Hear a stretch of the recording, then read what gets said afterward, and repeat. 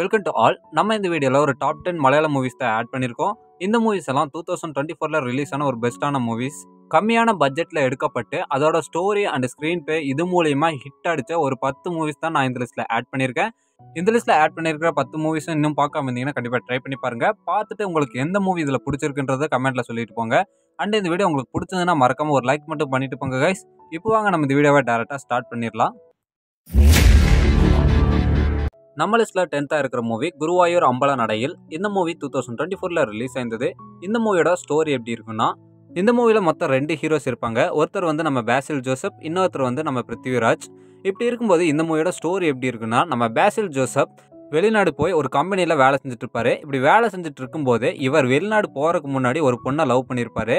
ஆனால் அந்த பொண்ணு கூட ஏற்பட்ட ஒரு சில ப்ராப்ளம்ஸ்னால அந்த லவ்வை வந்து பிரேக்கப் பண்ணிட்டு அதுக்கப்புறம் வெளிநாடு வந்திருப்பாரு. இவர் வெளிநாடு வந்ததுக்கப்புறம் அந்த பொண்ணுக்கு கல்யாணமும் ஆயிருக்கும். இப்படி இருக்கிற நிலைமையில அந்த லவ்ல இருந்து மீள முடியாத நம்ம பேசில் ஜோசப் ரொம்பவே ஃபீல் பண்ணிட்டு இருப்பாரு. இது எல்லாம் வந்து பார்த்தீங்கன்னா யார்கிட்ட சொல்லிட்டு இருப்பாங்கன்னா, நம்ம பிருத்திவிராஜ் கிட்ட சொல்லிட்டு ரொம்பவே ஃபீல் பண்ணி அழுதுட்டு இருப்பாரு. ஆனால் நம்ம பிருத்திவிராஜ் என்ன பண்ணுவார்னா, இதெல்லாம் இருக்கிறதா அப்படின்னு சொல்லிட்டு நம்ம பேசில் ஜோசப்பை ஆறுதல் படுத்திட்டு இருப்பாரு. இப்படி இருக்கிற வகையில் இவங்க 2 பேருக்குள்ளேயே ஒரு நல்ல ஒரு பாண்டிங் இருக்கும். இந்த பாண்டிங் என்ன ஆகும்னா, நம்ம பிருத்திவிராஜோட தங்கச்சியை வந்து நம்ம பேசில் ஜோசப் கொடுக்குற அளவுக்கு போயிடும். நம்ம பிருத்திவிராஜும் என்ன பண்ணுவார்னா, நம்ம பேசில் ஜோசப்க்கு அவரோட தங்கச்சியை கொடுக்கறதுக்கு நிச்சயதார்த்தமெல்லாம் பண்ணி கல்யாண ஏற்பாடெல்லாம் பண்ணிடுவாங்க. அப்படி இருக்கும்போது நம்ம பிருத்திவிராஜ் என்ன ஆசைப்படுவார்னா, நம்ம பேசில் ஜோசப்பை கழட்டி விட்டு அந்த பொண்ணு யாரு அப்படின்னு சொல்லி தெரிஞ்சுக்க ஆசைப்படுவார். ஆனால் அதுக்கப்புறம் தான் தெரிய வரும், நம்ம பிருத்திவிராஜோட வைஃப் தான் அந்த பொண்ணு அப்படின்னு சொல்லிட்டு தெரிய வரும். இதுக்கப்புறம் இந்த மூவியில் என்னாச்சு அப்படின்றது தான் இந்த மூவியோட மிச்ச ஸ்டோரியிலனா கிரியேட் பண்ணியிருப்பாங்க. நம்ம பேசில் ஜோசப் வந்து நம்ம பிருத்திவிராஜோட தங்கச்சியை கல்யாணம் பண்ணாரா இல்லையா, இந்த கல்யாணம் எப்படி நடந்தது அப்படின்றத இந்த மூவியோட மிச்ச ஸ்டோரியிலனா மேக் பண்ணியிருப்பாங்க. இந்த மூவி வந்து ஒரு காமெடி மூவியாக கிரியேட் பண்ணியிருப்பாங்க கைஸ். ஆனால் மூவி வந்து ரொம்பவே நல்லா தான் இருக்கும். அந்த கிளைமேக்ஸ் சீனெல்லாம் எனக்கு ரொம்பவே பிடிச்சிருந்தது. உங்களுக்கு பிடிச்சிருந்தா இல்லையான்னு கமெண்ட்டில் சொல்லுங்கள். அண்ட் இந்த மூவிக்கு வந்து IMDbலேருந்து 6.5 ரேட்டிங் கொடுத்துருக்காங்க. நம்ம லிஸ்ட்டில் 9th என்ன மூவி பார்க்க போகிறோன்னா பனி. இந்த மூவி 2024ல ரிலீஸ் ஆயிருக்கு. இந்த மூவியோட ஸ்டோரி எப்படி இருக்குன்னா, நம்ம ஹீரோ கிரி வந்து திருச்சூரில் ரொம்பவே பெரிய ஆளாக இருப்பார். இவர் மட்டும் இல்லாமல் இவரோட ஃப்ரெண்ட்ஸும் வந்து அங்கே ஒரு பெரிய ஒரு பிஸ்னஸ் மேனாக இருப்பாங்க. இவங்க கிட்ட இல்லாத பவர்ஸ்னே இருக்காது. திருச்சூர் ஃபுல்லாக இவங்களோட கண்ட்ரோலில் இருக்குன்னே சொல்லலாம். ஏன்னா அந்த அளவுக்கு வந்து பார்த்தீங்கன்னா இவங்க ஒரு ரொம்பவே பெரிய ஆளாக இருப்பாங்க. இவங்க கிட்ட எந்த ஒரு பிரச்சனையும் பண்ணிட்டு உயிரோட திரும்ப போனதை யாருமே சரித்திரமே இல்லை. அப்படிப்பட்ட நிலைமையில நம்ம ஹீரோ ஒரு பொண்ணை காதலிச்சு அந்த பொண்ணையே கல்யாணமும் பண்ணியிருப்பாரு. அந்த பொண்ணுகிட்ட ஒரு 2 யங்ஸ்டர்ஸ் வந்து கொஞ்சம் தப்பாக நடந்துக்கிற மாதிரி ட்ரை பண்ணுவாங்க. ஆனால் தப்பாக நடந்துக்க மாட்டாங்க. இது வந்து நம்ம ஹீரோக்கு தெரிய வந்ததுக்கப்புறம் அவங்க 2 பேர்த்தையும் அங்கேயே அடிச்சு போட்டு ஒருத்தர் கையையும் உடச்சி விட்டுருவாரு. இப்படி உடச்சி விட்டதுக்கப்புறம் அவங்க 2 பேர் இவனை சும்மா விடக்கூடாது அப்படின்னு சொல்லிட்டு நம்ம ஹீரோவையே ஃபாலோ பண்ணி வர்றாங்க. இப்படி ஃபாலோ பண்ணி வந்து ஒரு சில வேலைகளும் செய்கிறாங்க. இப்படி செஞ்சதுக்கப்புறம் நம்ம ஹீரோ வந்து அவங்கள எப்படியாவது பிடிச்சி கொல்லணுன்ற அளவுக்கு போயிடுறாரு. இதுக்கப்புறம் வந்து பார்த்தீங்கன்னா இந்த மூவியில் என்னாச்சு அப்படின்றது தான் இந்த மூவியோட மிச்ச ஸ்டோரி இல்லைனா கிரியேட் பண்ணியிருப்பாங்க. இந்த மூவியோட ஸ்டோரின்றதை வந்து பார்த்தீங்கன்னா நான் சிம்பிளாக சொன்ன மாதிரி தான் இருக்கும். ஆனால் இந்த மூவி நீங்கள் பார்க்கும்போது ரொம்ப வேறு லெவலில் இருக்குங்க. இந்த மூவியை ஃபஸ்ட்லேருந்து லாஸ்ட் வரைக்கும் பார்த்து கிளைமேக்ஸ் சீன் பார்க்கும்போது கண்டிப்பாக உங்களுக்கு இந்த மூவி ரொம்பவே பிடிக்கும். ஏன்னா கிளைமேக்ஸ் அந்தளவுக்கு சூப்பராக வச்சுருப்பாங்க. இந்த மூவி யாராவது பார்க்காம மிஸ் பண்ணிங்கன்னா கண்டிப்பாக ட்ரை பண்ணி பாருங்கள். இந்த மூவிக்கு IMDbலேருந்து 6.9 ரேட்டிங் கொடுத்துருக்காங்க. நம்ம லிஸ்ட்டில் 8th என்ன மூவி பார்க்க போகிறோன்னா ஏஆர்எம். இந்த மூவி 2024ல ரிலீஸ் ஆயிருந்தது. இந்த மூவியோட ஸ்டோரி லைன் எப்படி இருக்குன்னா, இந்த மூவியில் நம்ம ஹீரோ ஒரு எலக்ட்ரீஷியனாக ஒரு ஊரில் வேலை செஞ்சுட்டு இருப்பார். இவர் வேலை செஞ்சுட்டு இருக்கிற ஊர் தான் இவரோட சொந்த ஊராக இருக்கும். ஆனால் இவரோட தாத்தா வந்து ஒரு பெரிய திருடனாக இருப்பார்.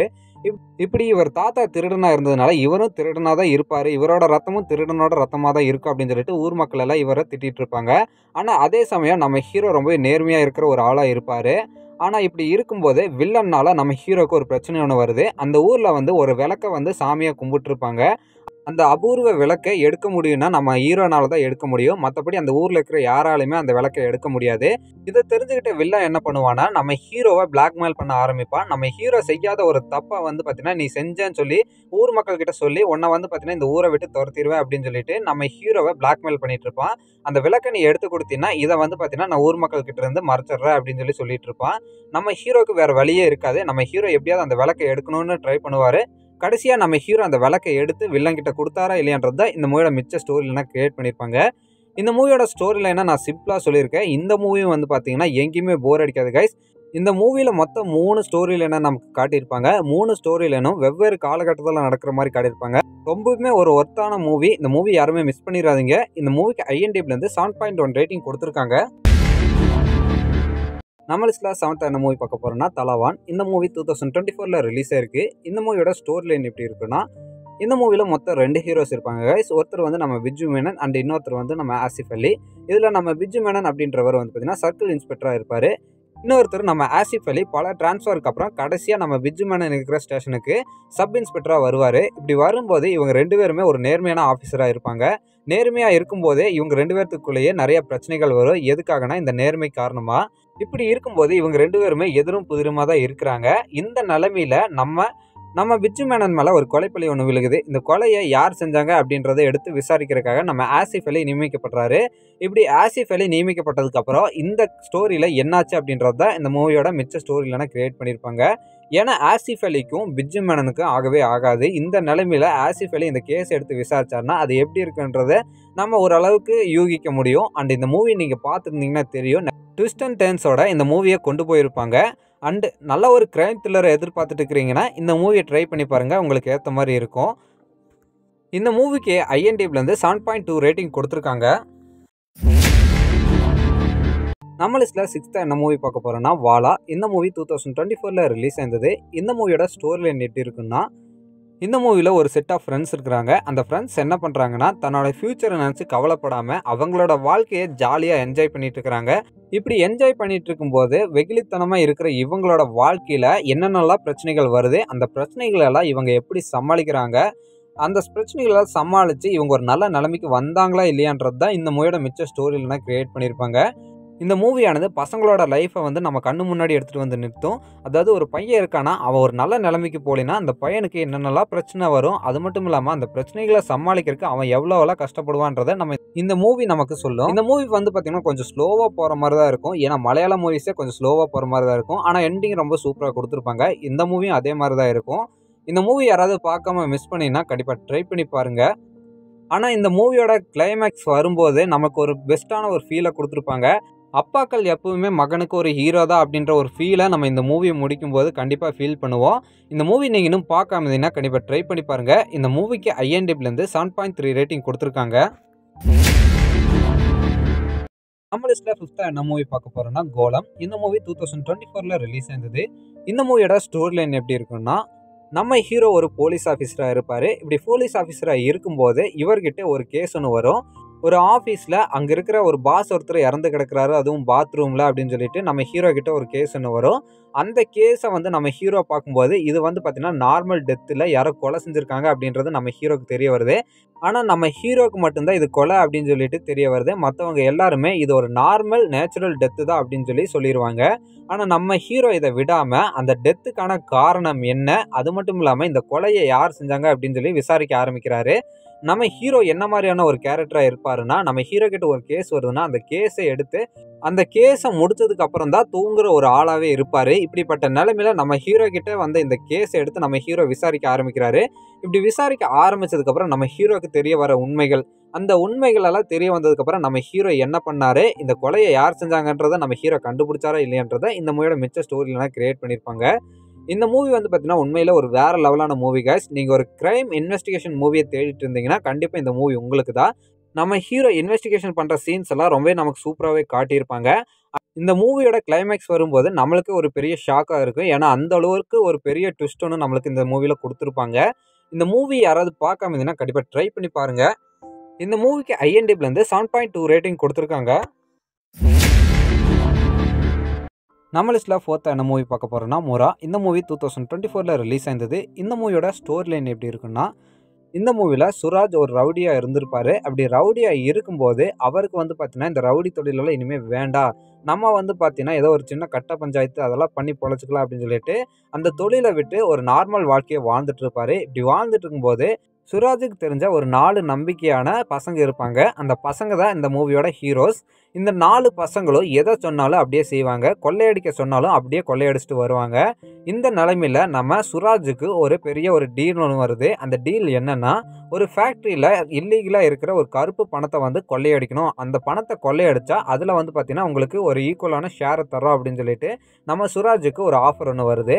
இந்த ஆஃபரை கேட்டதோடனே இந்த 4 பசங்க கிட்டேயும் நம்ம சுராஜ் சொல்கிறாரு, இந்த பணத்தை உங்களால் கொள்ளையடிக்க முடியுமா, அப்படி கொள்ளையடிச்சிட்டு வந்தால் நான் அதில் உங்களுக்கும் பங்கு தரேன் அப்படின்னு சொல்லிட்டு நம்ம சுராஜ் சொல்கிறாரு. இதுக்கு இதுக்கு வந்து பார்த்தீங்கன்னா இந்த 4 பசங்க அதாவது நம்ம ஹீரோஸ் வந்து ஒத்துக்கிறாங்க. ஒத்துக்கிட்டு அந்த கொள்ளையடிக்கவும் போறாங்க. இப்படி கொள்ளையடிச்சதுக்கப்புறம் இந்த மூவில என்ன ஆச்சு அப்படின்றது தான் இந்த மூவியோட மிச்ச ஸ்டோரியிலனா கிரியேட் பண்ணியிருப்பாங்க. இந்த மூவியானது வந்து பார்த்தீங்கன்னா, ரொம்பவே சூப்பரா எடுத்திருப்பாங்க. இந்த மூவில வர ஒரு ஃபைட் சீன்ஸ் எல்லாம் ரொம்பவே சூப்பரா காட்டியிருப்பாங்க நம்மளுக்கு. இந்த மூவி யாராவது பார்க்காம இருந்தீங்கன்னா, கண்டிப்பா ட்ரை பண்ணி பாருங்க.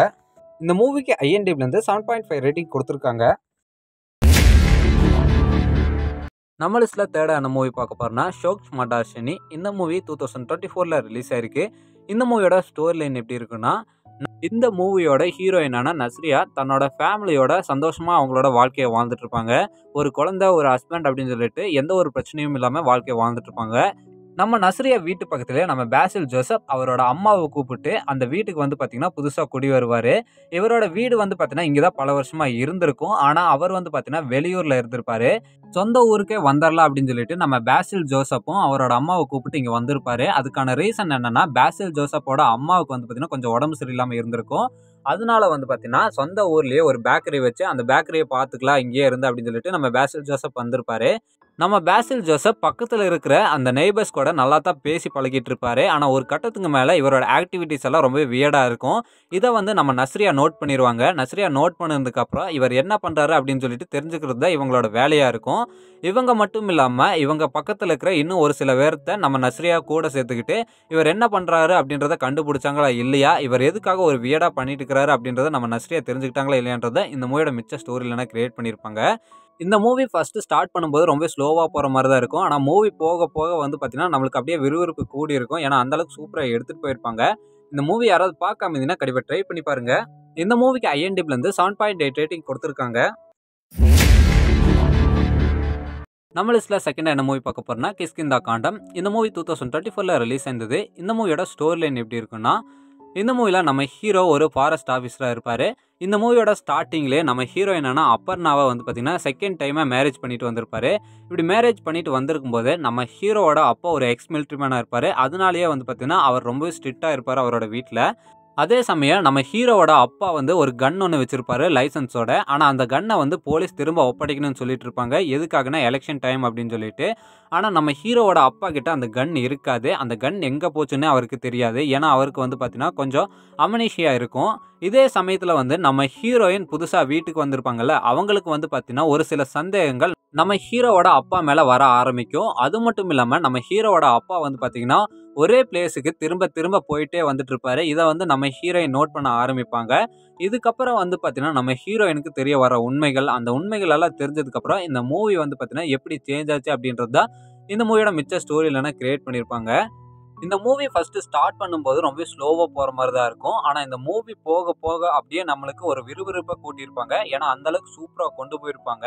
இந்த மூவியோட கிளைமேக்ஸ் எல்லாம் நம்மள கண் கலங்க வச்சுருவாங்க. இந்த மூவி ஃபர்ஸ்ட்லேருந்து லாஸ்ட் வரைக்கும் எங்கேயும் ஸ்கிப் பண்ணாம நீங்க பார்த்துட்டு இருந்தீங்கன்னா, கண்டிப்பா இந்த மூவியோட கிளைமேக்ஸ் உங்கள கண் கலங்க வச்சுரும். இந்த மூவிக்கு IMDbலேருந்து 8 ரேட்டிங் குடுத்துருக்காங்க. நம்ம லிஸ்ட்ல ஃபர்ஸ்ட்டா என்ன மூவி பார்க்க போறோம்னா, மஞ்சுமெல் பாய்ஸ். இந்த மூவி 2024ல ரிலீஸ் ஆயிருந்தது. இந்த மூவியோட ஸ்டோரி லைன் எப்படி இருக்குன்னா, ஒரு செட் ஆஃப் பீப்பிள் என்ன பண்றாங்கன்னா, நம்ம கொடைக்கானலுக்கு டூர் போலாம் அப்படின்னு சொல்லிட்டு கொடைக்கானலுக்கு டூர் போறாங்க.